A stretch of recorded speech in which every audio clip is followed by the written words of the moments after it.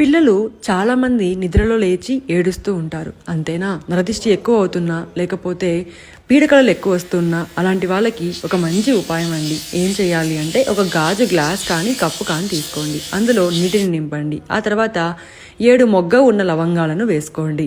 ఇలా పైన మొగ్గ ఉన్నవి మనము వేసుకోవాలన్నమాట.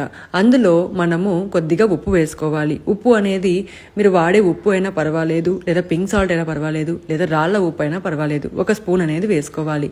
దీన్ని ఏం చేయాలి అంటే, మీరు పడుకునే బెడ్రూమ్ అంతా కూడా చూపించి మీ బెడ్ కింద పెట్టాలన్నమాట. అంటే తలభాగం ఎక్కడ ఉంటుందో దాని కింద అయితే పెట్టాలి.